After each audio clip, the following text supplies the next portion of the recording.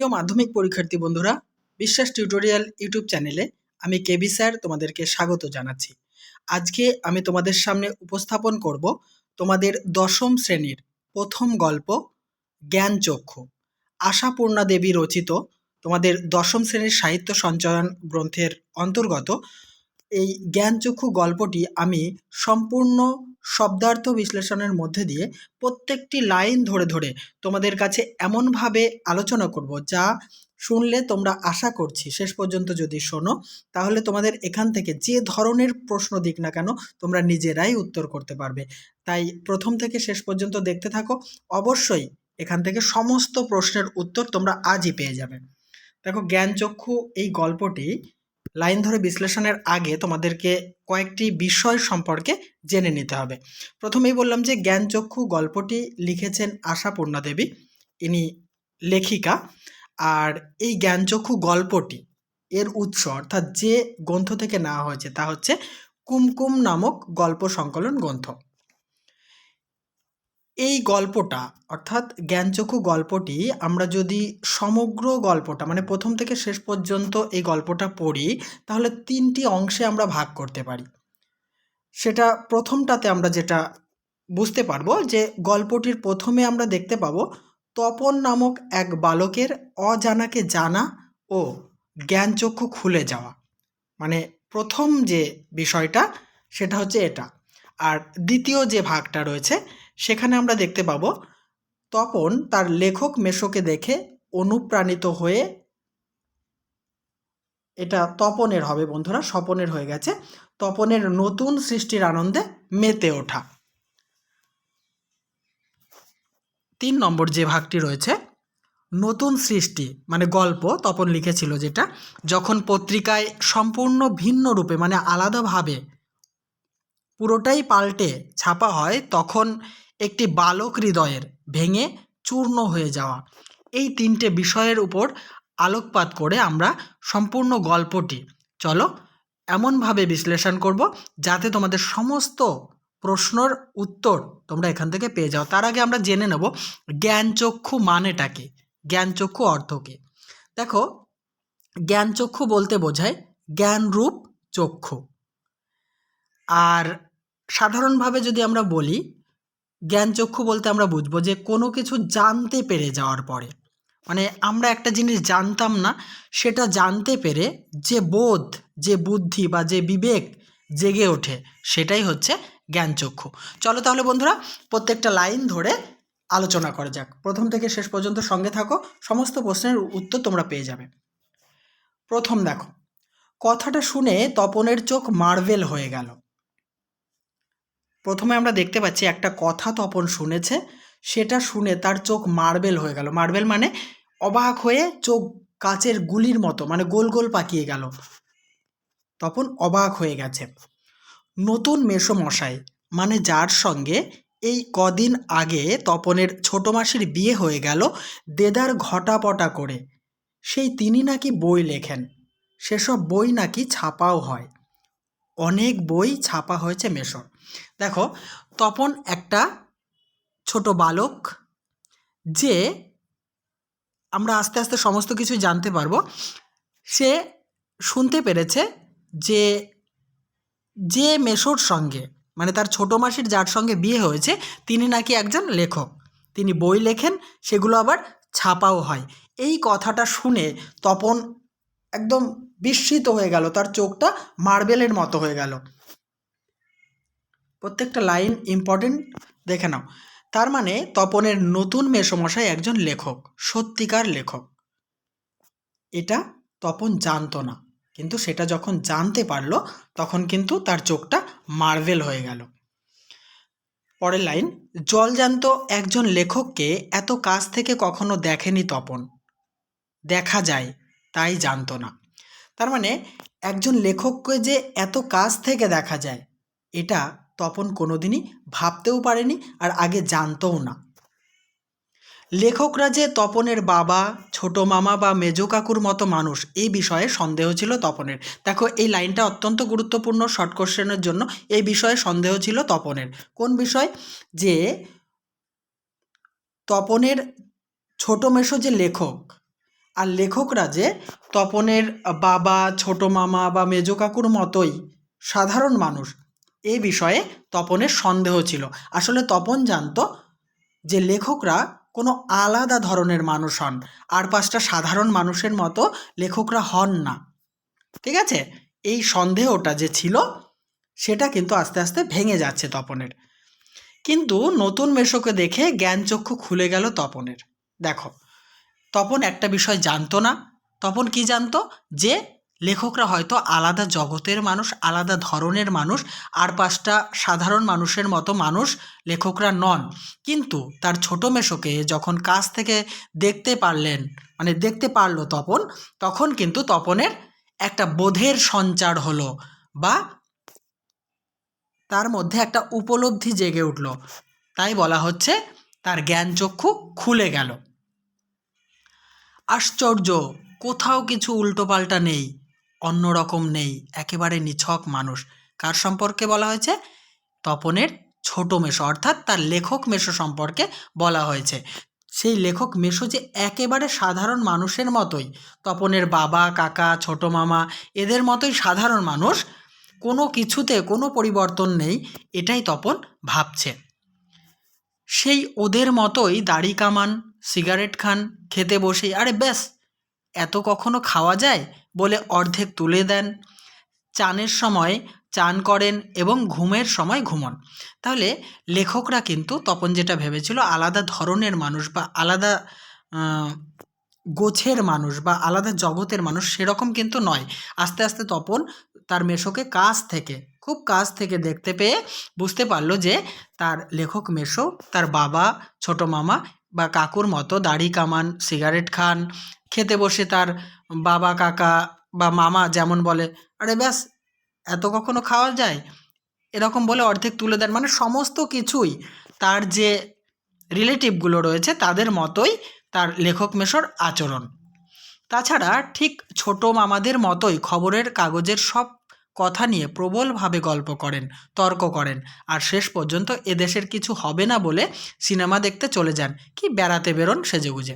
তাহলে তার ছোট মামা মানে তপনের ছোট মামা একটা সাধারণ মানুষ। তার ছোট মামা যেমন খবরের কাগজ নিয়ে গল্প করে, তর্ক করে এবং শেষ পর্যন্ত এই দেশ সম্পর্কে একটা মন্তব্য করে এ দেশের কিচ্ছু হবে না বলে সিনেমা দেখতে যান বা কোথাও বেরিয়ে পড়েন, ঠিক তেমনি তপনের ছোট মাসির যার সঙ্গে বিয়ে হয়েছে অর্থাৎ ছোট মেসেও একই প্রকৃতির মানুষ।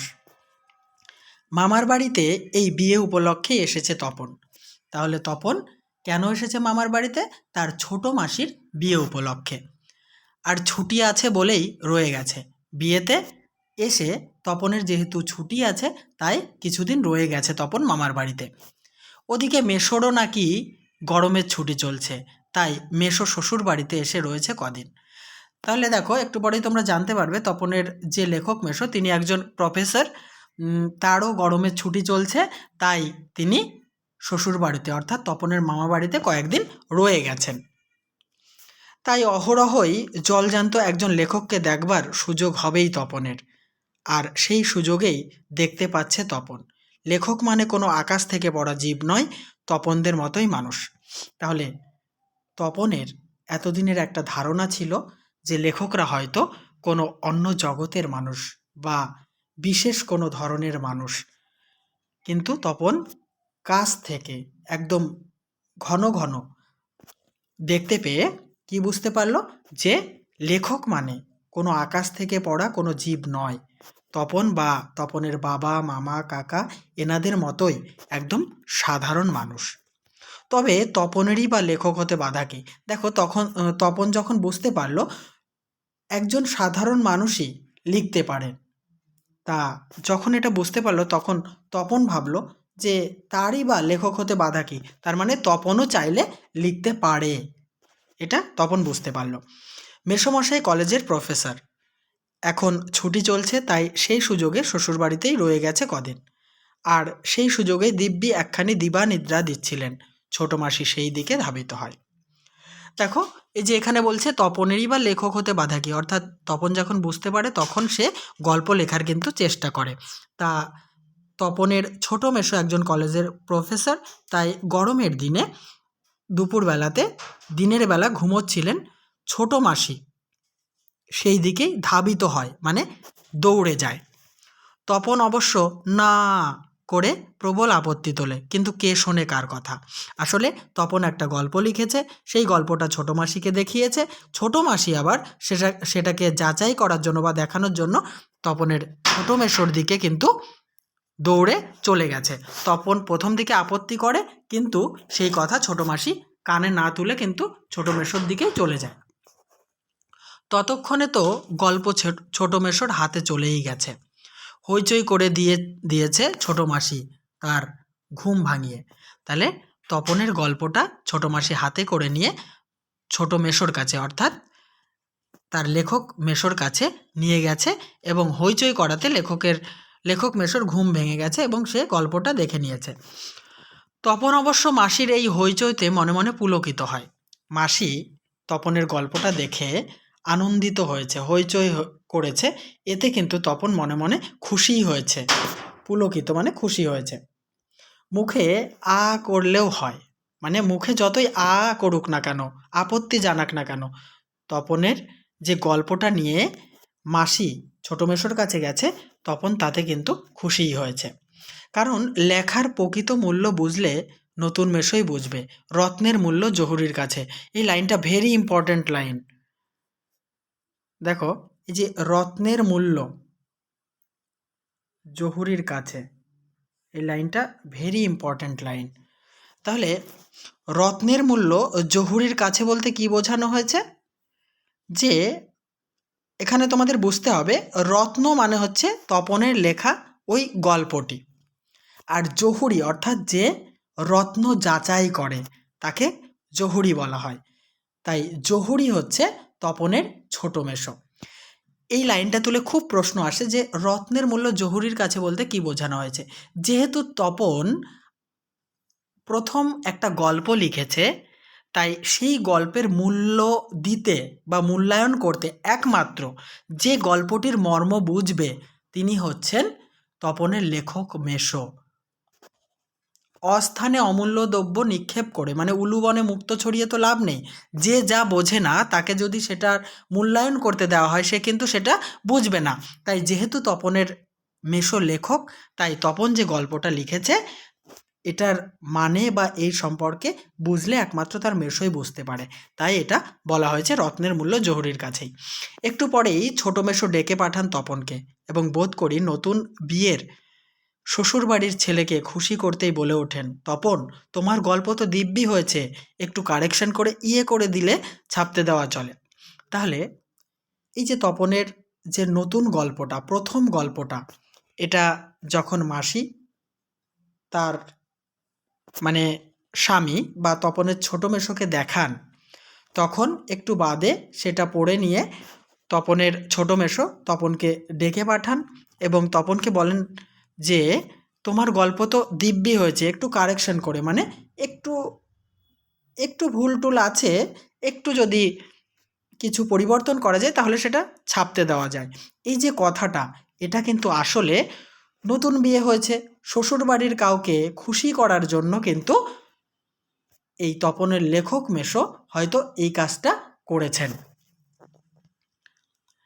দেখো, তপন প্রথমটা ভাবে ঠাট্টা, কিন্তু যখন দেখে মেশোর মুখে করুণার ছাপ তখন আহ্লাদে কাঁদো কাঁদো হয়ে যায়। তাহলে এই যে মেশো যখন বললো একটু কারেকশন করে গল্পটা ছাপতে দেওয়া যাবে, একজন নতুন স্রষ্টা, মানে নতুন কেউ একজন, তোমরা তোমাদের জায়গা থেকে বিচার করো, তোমরা নতুন একটা কবিতা লিখেছো প্রথম বা গল্প লিখেছো, সেটা যদি কেউ বলে যে তোমার গল্পটা সুন্দর হয়েছে, একটু কারেকশন করে বা একটু ঠিকঠাক করে দিলে ছাপানো যাবে, এটা একটা কোনো একটা জায়গায় ছাপা হবে, হঠাৎ করে কেমন অবিশ্বাস্য মনে হয় না?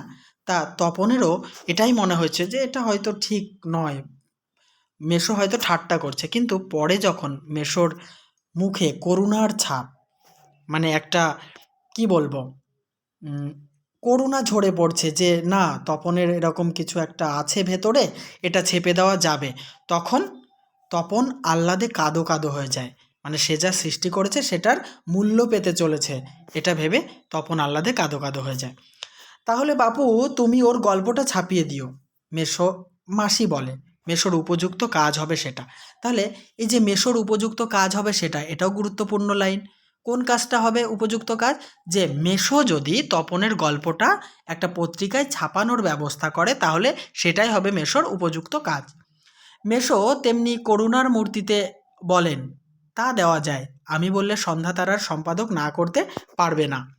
ঠিক আছে তপন, তোমার গল্প আমি ছাপিয়ে দেব। তাহলে তপনের গল্প ছোট মেশো দেখেছে, মাসি তাকে অনুরোধ করেছে ছাপিয়ে দেওয়ার জন্য। তখন মেশো তপনকে বলেছে যে তিনি সন্ধ্যাতারা পত্রিকার সম্পাদককে চেনেন, তা সন্ধ্যাতারার পত্রিকার সম্পাদককে যদি বলেন তপনের গল্প ছেপে দেওয়ার জন্য, অবশ্যই তিনি না করবেন না, তপনের গল্পটা তিনি যে ছেপে দেবেন এই বলে আশ্বস্ত করলেন তপনকে। চলো দেখে নেব পরের অংশ। এই যে তপন গল্প লিখেছে এই বিষয়টা বিকেলে চায়ের টেবিলে ওঠে কথাটা। কোন কথাটা? যে তপন একটা গল্প লিখেছে, আর সবাই তপনের গল্প শুনে হাসে। কিন্তু মেশো বলেন, না না, আমি বলছি তপনের হাত আছে।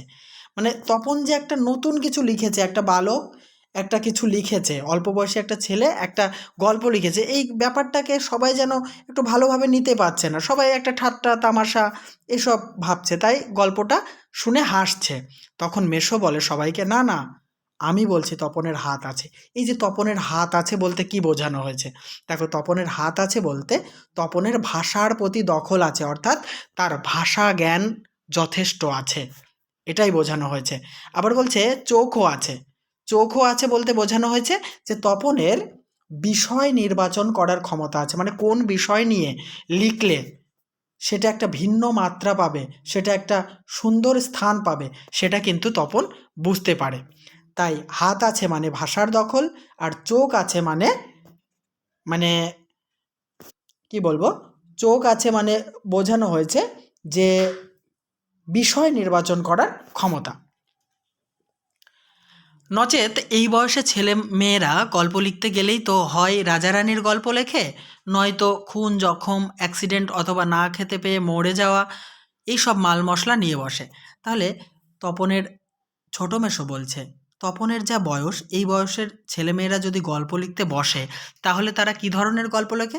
হয় রাজারানির গল্প লেখে, না হয় কোনো খুন অ্যাক্সিডেন্ট জখম, কেউ না খেতে পেয়ে মরে যাচ্ছে, এই ধরনের জিনিসকে অবলম্বন করে কিন্তু গল্প লেখে। কিন্তু তপন কি করেছে? তপন সেই দিকে যায়নি। মানে তপন অন্যান্য ছেলেরা বা মেয়েরা যে ধরনের গল্প লেখে সেটা না লিখে ঠিক অন্য ধরনের গল্প লিখেছে, একটু আলাদা ধরনের গল্প লিখেছে। কী গল্প সেটাই আমরা জেনে নেব। শুধু ওর ভর্তি হওয়ার দিনের অভিজ্ঞতা আর অনুভূতির বিষয় নিয়ে লিখেছে এটা খুব ভালো ওর হবে। তাহলে তপন কি লিখেছে? তপন যেদিন প্রথম স্কুলে ভর্তি হয়েছিল সেই দিনের অভিজ্ঞতা নিয়ে গল্প লিখেছে। তাই মেশো বলছে ওর হবে, মানে ওর ভেতরে একটা লেখক সুলভ মানসিকতা আছে এবং ভাষার প্রতি দখল আছে এবং ওর অনুভূতিটা আছে, তাই ওর গল্প লেখা ওর দ্বারা হবে, এটাই বলতে চেয়েছে লেখক মেশো। তপন বিহ্বল দৃষ্টিতে তাকায়। তপন কি করে? বিহ্বল মানে হচ্ছে অভিভূত হয়ে যাওয়া বা অবাক হয়ে যাওয়া, তন্ময় হয়ে যাওয়া, এরকম দৃষ্টিতে তাকায়। তারপর ছুটি ফুরোলে মেশো গল্পটি নিয়ে গেলেন। কোন গল্পটি? তপন যে গল্পটা প্রথম লিখেছিল সেই গল্পটা নিয়ে চলে গেল। তপন কৃতার্থ হয়ে বসে বসে দিন গোনে, মানে তপন অপেক্ষা করতে থাকে যে কবে তার গল্পটি ছাপা হবে সন্ধ্যাতারা পত্রিকায়। এই কথাটাই ভাবছে তপন দিনরাত। ছেলেবেলা থেকেই তো রাশি রাশি গল্প শুনেছে তপন, আর এখন বস্তা বস্তা বই পড়ছে, কাজেই গল্প জিনিসটা যে কী সেটা জানতে তো বাকি নেই।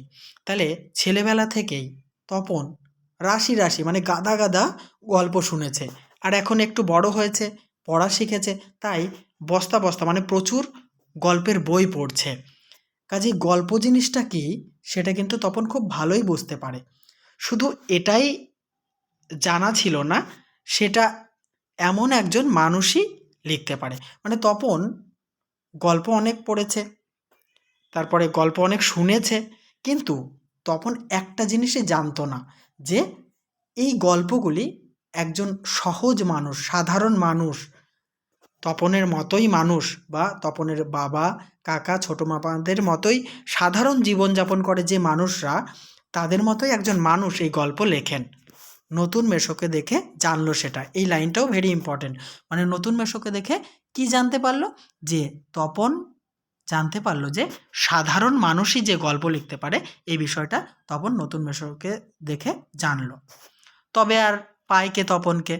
দুপুরবেলা সবাই যখন নিথর মানে তপন যখন বুঝতে পেরেছে যে সাধারণ মানুষই গল্প লেখে, তখন তপন নিজেকে গল্প লিখতে নিমজ্জিত করেছে। মানে সে ভাবছে আমিও লিখতে পারি। দুপুরবেলা সবাই যখন নিথর মানে সবাই নিস্তব্ধ, নিশ্চুপ, মানে কেউ হয়তো ঘুমোচ্ছে, একেবারে নিস্তব্ধ পরিবেশ, তখন তপন আস্তে একটি খাতা, মানে হোম টাস্কের খাতা আর কি, বিয়ে বাড়িতেও যেটি মা না আনিয়ে ছাড়েনি, মানে পড়াশোনা নিয়ে তপনের মা এতটাই মানে কি বলবো সিরিয়াস, যে বিয়ে বাড়িতে এসেছে তবুও হোম টাস্কের খাতা বা বাড়ির কাজের যে খাতা, সেটাও বিয়ে বাড়িতে নিয়ে এসেছিল। সেই খাতাটা নিয়ে তপন দুপুরবেলা কোথায় উঠে গেল? একটা কলম নিল আর সেই খাতাটা নিয়ে 3তলার সিঁড়িতে উঠে গেল। আর তোমরা বিশ্বাস করবে কিনা জানি না, একাসনে বসে লিখেও ফেললো আস্ত একটা গল্প। তার মানে দুপুরবেলা হোম টাস্কের খাতা নিয়ে গিয়ে 3তলার সিঁড়িতে তপন একটা সম্পূর্ণ গল্প লিখে ফেলল। লেখার পর যখন পড়লো, গায়ে কাঁটা দিয়ে উঠল তপনের, মাথার চুল খাড়া হয়ে উঠল। এ কী ব্যাপার? মানে একটা গল্প লিখে ফেলেছে, মানে তপন নিজেই মানে বিশ্বাস করতে পারছে না যে সে একটা আস্ত গল্প, সম্পূর্ণ গল্প লিখেছে। লেখার পরে সে যখন পড়ছে, তার মাথার চুল খাড়া হয়ে গেছে, গায়ে কাঁটা দিয়ে উঠেছে। দেখবে আমরা যখন একটু রোমাঞ্চিত হই বা একটু আশ্চর্য হই, বিস্মিত হই, তখন আমাদের গায়ে যে কাঁটা দিয়ে ওঠে, সেটাই তপনের হয়েছে। মানে নতুন সৃষ্টির আনন্দে তপন নিজেকে বিশ্বাসই করতে পারছে না সে একটা আস্ত গল্প লিখতে পারে। এ যে সত্যিই হুবহু গল্পের মতোই লাগছে, তার মানে সত্যিই একটা গল্প লিখে ফেলেছে তপন। তার মানে তপনকে এখন লেখক বলা চলে। তপন ভাবছে যে সে একটা গল্প লিখে ফেলেছে, তাই সেও এখন লেখক। হঠাৎ ভয়ানক একটা উত্তেজনা অনুভব করে তপন, আর দুধ দাঁড়িয়ে নিচে নেমে এসে ছোটো মাসিকেই বলে বসে, ছোটো মাসি একটা গল্প লিখেছি। তাহলে গল্প লেখার আনন্দে সে 3তলার সিঁড়ি থেকে খুব তাড়াতাড়ি দ্রুত নিচে নেমে আসে এবং ছোটো মাসিকে বলে যে ছোটো মাসি, আমি একটা গল্প লিখেছি। ছোটো মাসি ওর চিরকালের বন্ধু, বয়সে বছর 8 বড় হলেও সমবয়সী, কাজেই মামার বাড়ি এলে সব কিছুই ছোটো মাসির কাছে।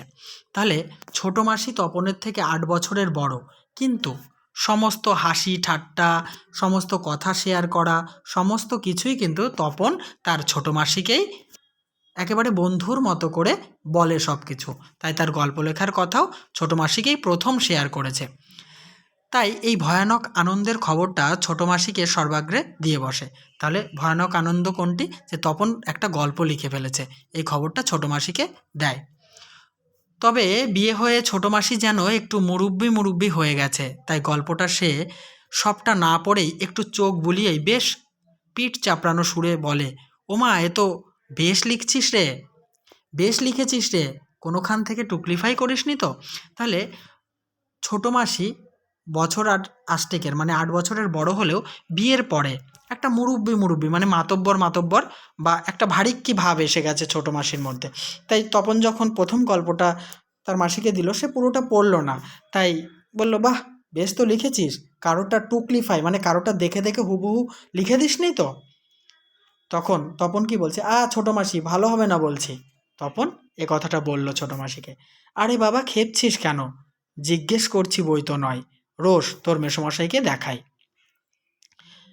তাহলে সেই গল্পটা যেটা তপন তার মেসোকে ছাপতে দিয়েছিল, মানে মেসো দেখেছিল এবং সেটাকে নির্বাচন করে ছাপতে নিয়ে গেছিল, সেই গল্পটার কথাই কিন্তু এখানে বলা হচ্ছে। কিন্তু গেলেন তো গেলেনই, যে মানে গল্পটা নিয়ে ওই যে বলেছিল যে সন্ধ্যাতারা পত্রিকায় ছাপতে দেব, সেই গেছে, এখনও আর তার মেসো ফিরে আসেনি।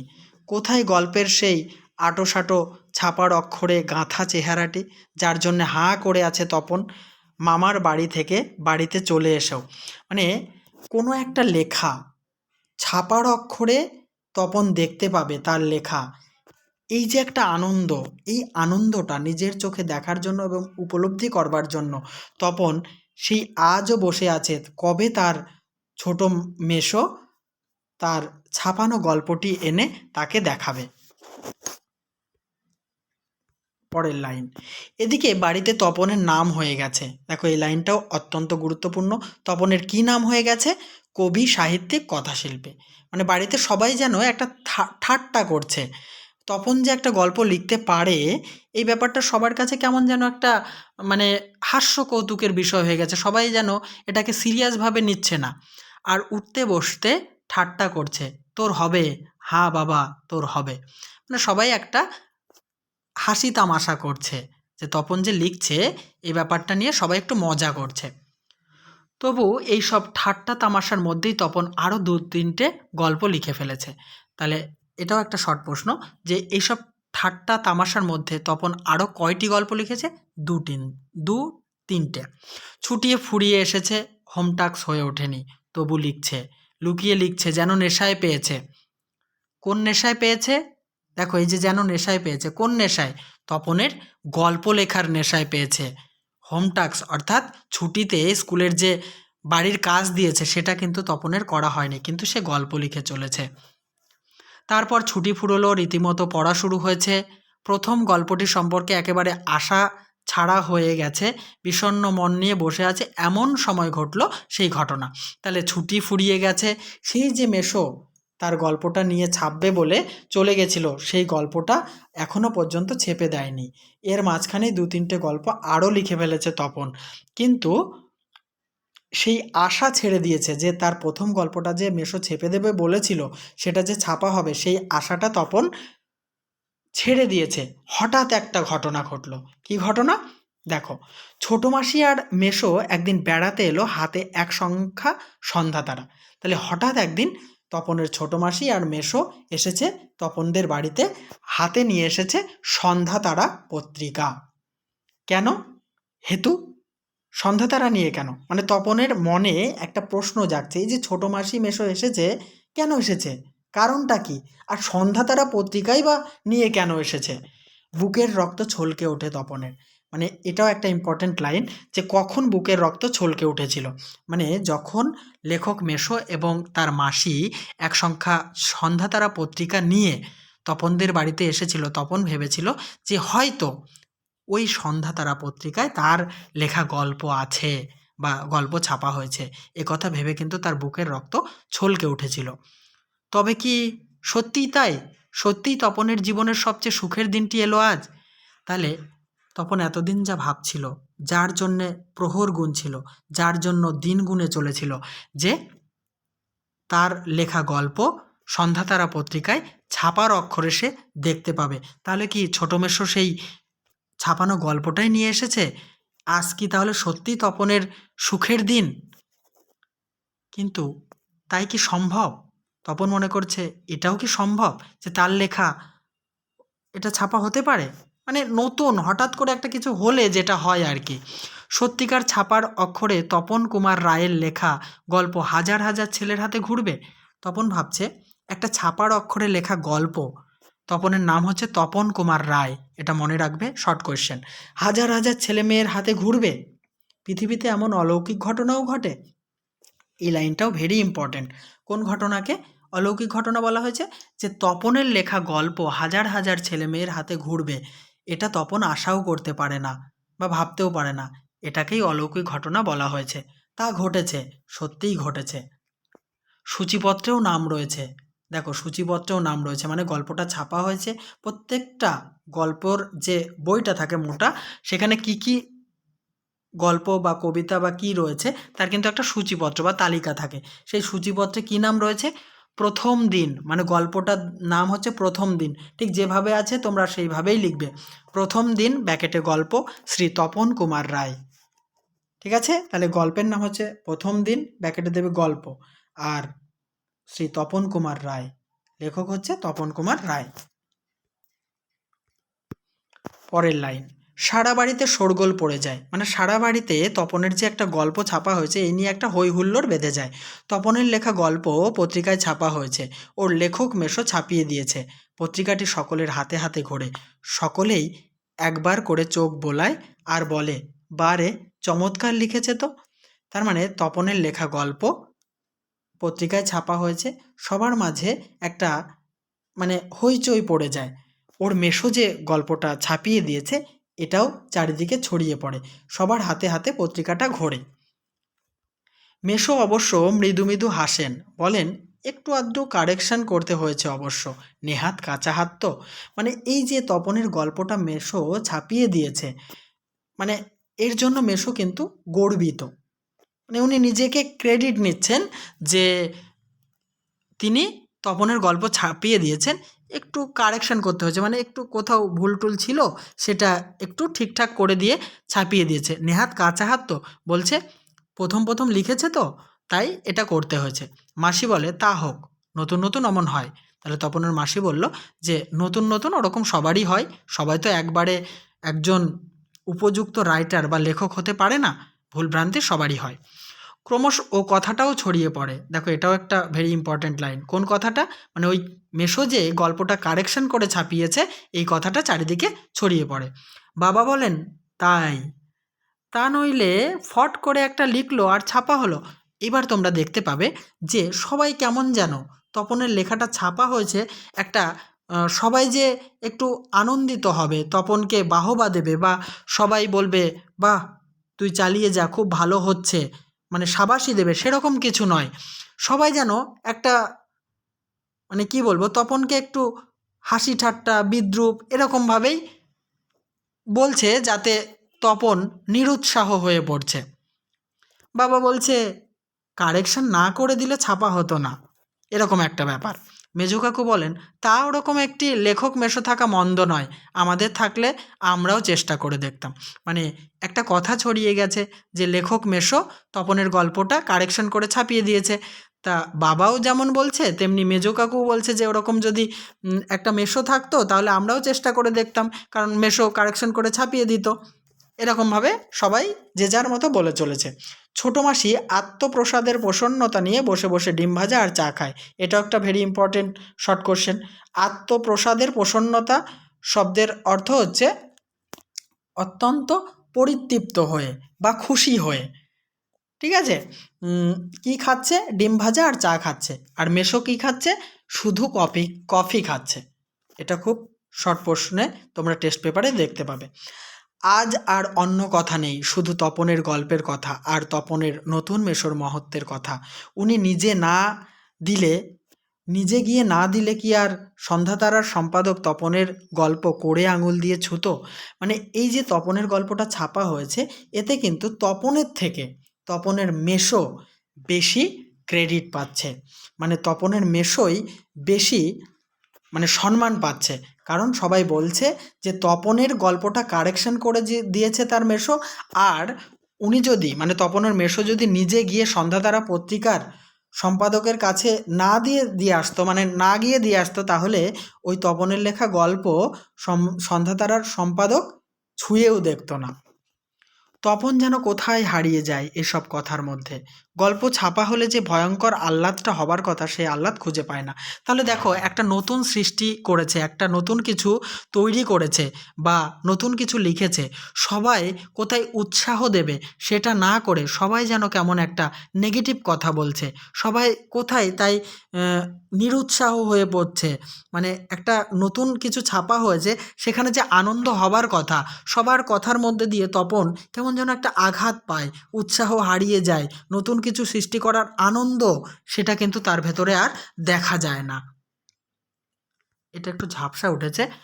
অনেকক্ষণ পরে মা বলেন, কই তুই নিজের মুখে পড় পড় তো তপন শুনি। বাবা, তোর পেটে পেটে এত?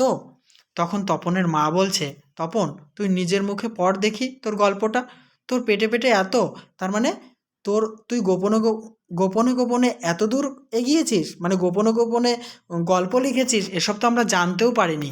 তাই তার মা বলছে তোর পেটে পেটে এত। এতক্ষণে বইটা নিজের হাতে পায় তপন। আসলে বইটা সবাই এত পরিমাণে দেখছিল যে তপন নিজের লেখা গল্প কি আছে ওতে সেটাও কিন্তু দেখেনি। এতক্ষণে হাতে পেল তপন। মা বললেন মা বলেন, কই পড়, লজ্জা কি, পড় সবাই শুনি। মা বলছে, পড় আমরা সবাই শুনি, লজ্জা পাচ্ছিস কেন? তপন লজ্জা ভেঙে পড়তে যায়। মানে তপন তখন গল্পটা পড়তে শুরু করে। কে সে গলা পরিষ্কার করে, কিন্তু এ কি, এসব কি পড়ছে তপন? এ কার লেখা? এর প্রত্যেকটি লাইন তো নতুন আনকোড়া। তপনের অপরিচিত। আনকোড়া শব্দের অর্থ হচ্ছে একেবারে নতুন, ঠিক আছে? অপরিচিত মানে তপন যে গল্পটা লিখেছিল সেই গল্পটা কিন্তু ছাপা হয়নি। মেশো পুরোপুরি কারেকশনের নাম করে তপনের পুরো গল্পটাই নিজের মতো করে লিখে দিয়েছে। সেটা যখন তপন পড়ছে, তপন যে গল্পটা লিখেছিল তার মধ্যে কিন্তু সেই লেখাটা তপন আর খুঁজে পেল না। সম্পূর্ণই আলাদা লেখা পড়ছে। শুধু তপনের নাম আর গল্পের দিনটা ঠিক আছে, মানে গল্প যে নামটা সেটা ঠিক আছে, কিন্তু পুরো গল্পটাই পাল্টে গেছে। এর মধ্যে তপন কোথা? মানে তপন যে সৃষ্টিটা করেছিল, যে গল্পটা লিখেছিল, সেই গল্পের কোনো লাইনই এখানে নেই। তার মানে মেশো তপনের গল্পটিকে আগাগোড়াই কারেকশন করেছেন, অর্থাৎ নতুন করে লিখেছেন নিজের পাকা হাতে কলমে। তপন আর পড়তে পারে না। তাহলে তপন আর পড়তে পারে না কেন? তপন অনেক আশা নিয়ে একটা গল্প লিখেছিল, যে গল্পটা তার মেশো একটু আধটু কারেকশন করে, মানে দুই একটা ভুল ভ্রান্তি ঠিকঠাক করে গল্পটা ছাপিয়ে দেবেন বলেছিলেন। কিন্তু তপন যে বইটা হাতে পাবে তার মধ্যে যে উৎসাহ ছিল, সেই উৎসাহ হারিয়ে গেল যখন দেখতে পেল তার লেখক মেশো একটা দুটো জায়গায় ঠিক করার বদলে বা কিছু কিছু ভুলভ্রান্তি ঠিক করার বদলে পুরো গল্পটাই নিজের মতো করে লিখেছে। তপনের লেখা আর সেই তপনের লেখা নেই, সেটা মেশোর লেখা হয়ে গেছে। নতুন একটা গল্প পড়ছে তপন। তপন তাই পড়তে পারে না, বোবার মতো বসে থাকে, তারপর ধমক খায়। মানে পড়তে পড়তে যখন তপন পড়তে পারে না, থেমে যায়, তখন সব মানে ধমক খায়। সবাই যেন একটু ধমক দেয়, কিরে তোর যে দেখি পায়া ভারী হয়ে গেল। পায়া ভারী হয়ে গেল মানে অহংকার হয়ে যাওয়া, এটা একটা বাগধারা, ঠিক আছে? পায়া ভারী মানে অহংকার হয়ে যাওয়া, অহংকারী হয়ে যাওয়া বা গর্বিত হয়ে যাওয়া।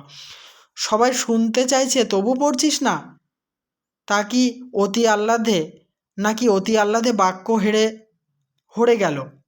বলছে সবাই শুনতে চাইছে তবু পড়ছিস না, নাকি অতি আহ্লাদে বাক্য হরে গেল? মানে তোর গল্পটা ছাপা হয়েছে ভেবে তুই এতটাই আহ্লাদিত হয়ে পড়েছিস বা এতটাই গর্বিত হয়ে পড়েছিস যে আর পড়তে চাইছিস না। তখন দেখো তপন গড়গড়িয়ে পড়ে যায়। তপনের মাথায় ঢোকে না সে কি পড়ছে, তবু ধন্যি ধন্যি পড়ে যায়। আর একবার রব ওঠে, তপনের লেখক মেশো তপনের গল্পটি ছাপিয়ে দিয়েছে।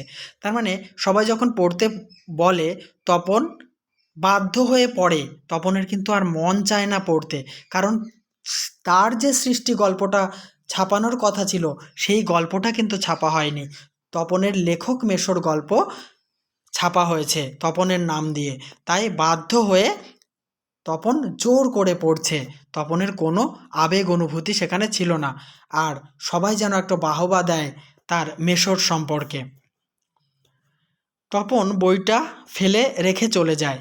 তপন ছাতে উঠে, ছাতে মানে হচ্ছে ছাদে উঠে গিয়ে শার্টের তলাটা তুলে চোখ মোছে।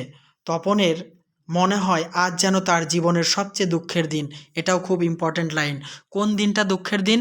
যেদিন তপনের লেখা গল্প ছাপার অক্ষরে মেশো সন্ধ্যাতারায় পত্রিকায় হাতে করে নিয়ে এসছিল, কিন্তু তপন যখন পড়তে যায় দেখে সেখানে তার গল্প নেই। সেই গল্পটা কারেকশনের নাম করে মেশো পুরোটাই পাল্টে দিয়েছে। এটা পড়তে গিয়ে তপন অত্যন্ত দুঃখ এবং লজ্জা অনুভব করে। তাই তপনের মনে হয়েছে আজকে যেন তার জীবনের সবচেয়ে দুঃখের দিন। কেন তা জানে না তপন। মানে দুঃখের দিনটা যে কেন সেটা বোঝার মতো বয়স তপনের কিন্তু হয়নি, তাই সে বুঝতে পারছে না। শুধু এই দুঃখের মুহূর্তে গভীরভাবে সংকল্প করে তপন, যদি কখনো ছাপতে দেয় তো তপন নিজে হাতে গিয়ে দেবে। নিজের কাঁচা লেখা ছাপা হয় হোক, না হয় না হোক। তাহলে এই যে একটা দুঃখের মুহূর্তে একটা গভীর সংকল্প মানে প্রতিজ্ঞা করে তপন। কি প্রতিজ্ঞা করে? যে যদি কখনো তার লেখা সে ছাপতে দেয় সে নিজে গিয়ে সম্পাদকের কাছে দিয়ে আসবে তার কাঁচা লেখা, অর্থাৎ সে অনভিজ্ঞ লেখক বলে যদি তার লেখা নাও ছাপা হয় তো না হোক, কিন্তু অন্য কারো হাতে গল্প ছাপতে সে দেবে না।